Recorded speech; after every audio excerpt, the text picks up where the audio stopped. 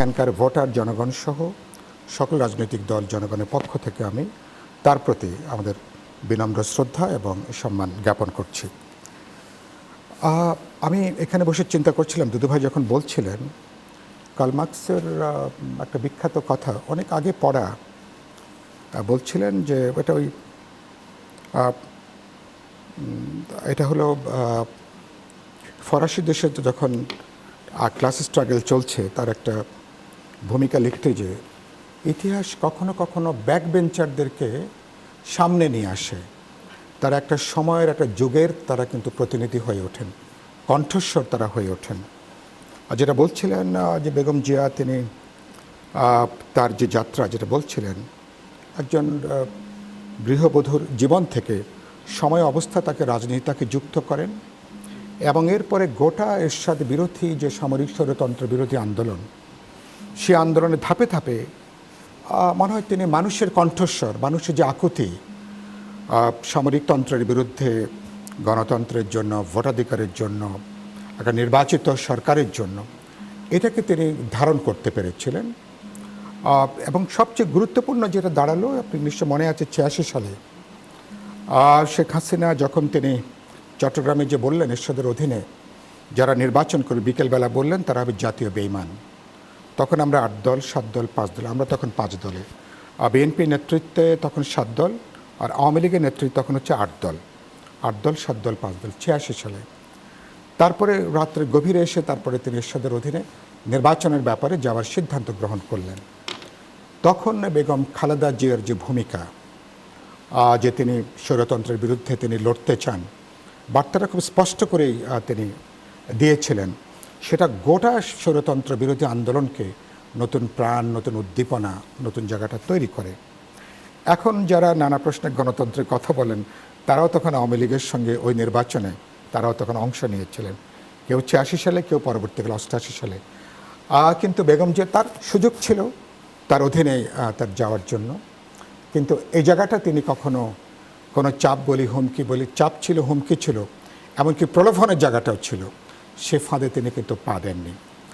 এবং আমরা 5 দল, তৎকালীন ওয়ার্কার্স পার্টি, জাসদ সহ আমাদের যে 5 দল, নির্মল সেনের শ্রমিক কৃষক সমাজবাদী দল, বাসদ মিলে আমাদের যে 5টা দল, 90 সালের যে অভ্যুত্থান, আমি একটা স্মৃতি আমি মনে করতে পারবো।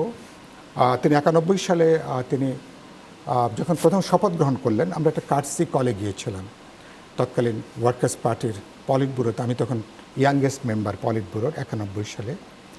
তখন তিনি জানতে চাইছিলেন, প্রথমত একটা প্রেসিডেন্সিয়াল ফর্ম থেকে পার্লামেন্টারি ফর্মে আসা, এটা ছিল অত্যন্ত গুরুত্বপূর্ণ, এবং তিনি অ্যাগ্রি করলেন। এবং সে জায়গা থেকে যে আমরা প্রথম যে রেফারেন্ডাম যেটা হলো, তারপরে সেই রেফারেন্ডামের ভিত্তিতে এটা হলো, এবং এটা বিএনপির নেতৃত্বে বা তার হাত ধরে এটা হয়েছিল।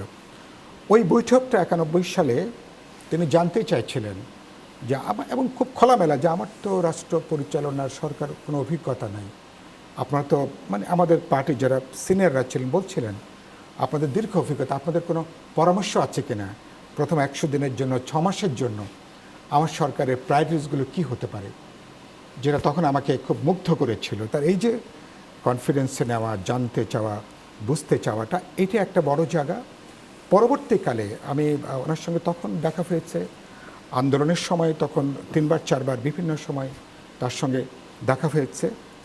আমরা এবার তিনি সর্বশেষ বছর 1.5-2 আগে যখন এভার কেয়ারে তিনি খুবই অসুস্থ ছিলেন, গণতন্ত্র মঞ্চের পক্ষ থেকে তখন তার সাথে আমরা তাকে দেখতে এসেছিলাম। দেখার সময় তখন ইতিমধ্যেই তিনি তার জেল জীবন পার করেছেন, ফরমাইশি মামলায় তিনি জেলে গেছেন, সাজাপ্রাপ্ত হয়েছেন, অসুস্থ হয়েছেন। তারপরে জানেন যে তিনি এসে তারপরে আবার হাসপাতালে তিনি ছিলেন। ব্যক্তিগতভাবে তার পারিবারিক যে দুর্যোগ, তিনি সন্তান হারিয়েছিলেন, ইতিমধ্যেই তিনি কককে হারিয়েছেন। তারেক রহমান তখন দেশের বাইরে, তার ক্যান্টনমেন্টের বাড়ি তখন উচ্ছেদ হয়েছে, অনেকগুলো প্রশ্ন। এবং এটা যে একটা দল, একটা ব্যক্তির, তার বিরুদ্ধে যে একটা ব্যক্তিগত প্রতিশোধ, প্রতিহিংসার যে রাজনীতি, আমি বিস্ময়কর হয়েছে। আমাদের মঞ্চের সবাই প্রায় 40-45 মিনিট আমরা ছিলাম, কথাবার্তা হয়েছে। তার আলোচনায় কোনো ধরনের ক্ষোভ, কোনো বিদ্বেষ, কোনো ধরনের প্রতিশোধাত্মক কোনো শব্দ বাক্য, এটা কিন্তু উচ্চারিত হয়নি। আমাদের বরঞ্চ নেতারা নানাভাবে আমরা তখন আন্দোলন করছি, তখন তো আমাদের আন্দোলন একটা বড় একটা ফেজ তখন যাচ্ছে। তো স্বাভাবিকভাবে আওয়ামী লীগের প্রশ্ন উঠবে, হাসিনার প্রশ্ন উঠবে, দুঃশাসনের প্রশ্ন উঠবে। তার কথার মধ্যে কোনো ক্ষোভের জায়গা, কোনো আক্রোশের জায়গা, কোনো বিদ্বেষের জায়গা, কোনো একটা বিরূপ কোনো শব্দ তিনি হাসিনা বলি অথবা আওয়ামী লীগ সমিতির উচ্চারণ করেননি। বরঞ্চ আপনারা কীভাবে ঐক্যবদ্ধ হবেন, জনগণ কীভাবে ঐক্যবদ্ধ হবে গণতন্ত্রের জন্য, ভোটাধিকারের জন্য। অনেকের দীর্ঘ লড়াই আছে, অনেকের অনেকগুলো বড় বড় অর্জন আছে, কিন্তু আমাদের এই উপমহাদেশে এরকম 4 দশক ধরে তার তো অত বড় কোনো ছাত্র রাজনীতির কোনো ব্যাকগ্রাউন্ড নেই, পারিবারিকভাবে ওরকম কোনো রাজনৈতিক কোনো জায়গাটা নেই। সেই মানুষটা, এই যে মানুষের আকুতি আকাঙ্ক্ষাকে ধারণ করা, একটা সময়ের কণ্ঠস্বর হয়ে ওঠা, এবং এবারকার এই যে আমাদের সর্বশেষ যে গণজাগরণ, গণ অভ্যুত্থান, তিনি হয়তো শারীরিকভাবে তিনি আমাদের সঙ্গে থাকতে পারেননি, কিন্তু তার দৃঢ়চিত্ত, আপোষহীন তার যে মনোভাব, তিনি কিন্তু পরোক্ষভাবে তিনি কিন্তু ছাত্র, তরুণ, যুবক সবার জন্য কিন্তু অনুপ্রেরণার উৎস হিসেবে তিনি কিন্তু কাজ করেছেন। ফলে তার এই জায়গাটা বাংলাদেশের, তিনি এই জন্য আমি বলি একটা আইকনিক একটা রাজনৈতিক চরিত্র তিনি হয়ে উঠেছেন। এবং যেটা ধরুন আগামী কয়েক দশক ধরে এটা তিনি কিন্তু খুব গুরুত্বপূর্ণ রাজনৈতিক ব্যক্তি হিসেবে যে কোনো ভবিষ্যতের লড়াই, গণতন্ত্রের, ফ্যাসিবাদের বিরুদ্ধে, দমন নির্যাতনের বিরুদ্ধে, নিপীড়নের বিরুদ্ধে, ব্যক্তিগত পারিবারিক কোনো দুর্যোগকে তিনি কিন্তু রাজনৈতিক সিদ্ধান্তের ক্ষেত্রে প্রেরণা হয়ে থাকবেন সামনের দিনের সংগ্রামগুলিতে। অবশ্যই। আসিফ